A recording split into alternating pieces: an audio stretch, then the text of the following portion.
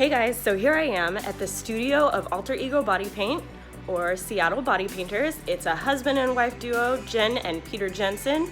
We are going to be doing some ocean-themed body painting for the day.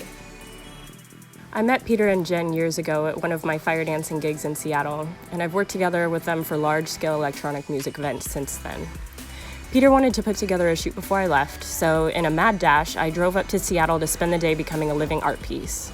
For any makeup and special effects artists out there watching this video, Peter gave me a quick synopsis into what the painting process entailed, including products and tools. So the first phase of the process was getting the prosthetics onto Rachel to provide coverage. For that I used no-toe covers on the bottom and monster pasties on the top. They provide swimsuit level coverage and avoid the lines that painting over clothes would make. As a model, it was really awesome having the coverage, and it was also really awesome to be able to move it out of the way so I could use the restroom without messing up the paint job. The second phase was putting a base coat of paint onto Rachel. For that I used Fab Wolf Diamond Effects brand of body paints.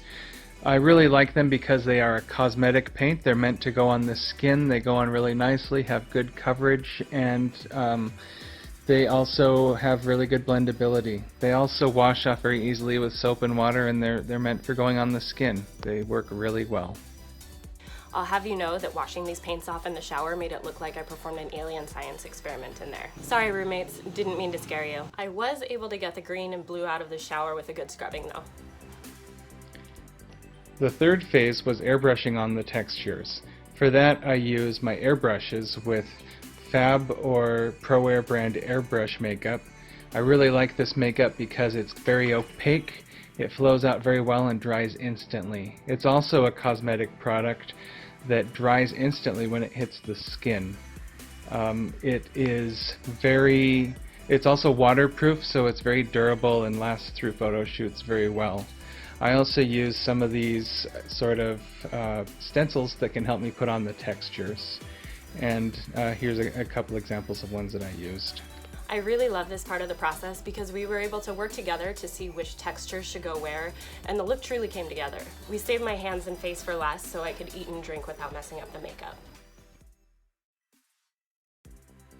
The whole process took about 9 hours, 7 hours for the paint job and about 2 hours for the photo shoot.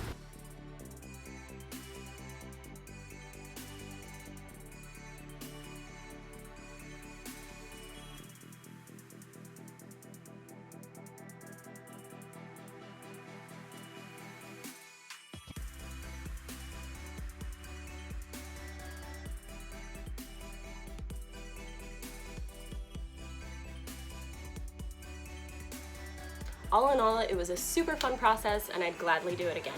If you like this video, please give it a thumbs up and share it with a model or a makeup artist who might be interested in the process. If you want to see more ocean-themed art collaborations, please subscribe to my YouTube channel, The Sailing Siren, and follow me on Instagram at The Sailing Siren. Stay tuned because next week I start sharing footage from the Philippines as I embark on the journey of becoming a freediving instructor. Until next time, have a fantastic week!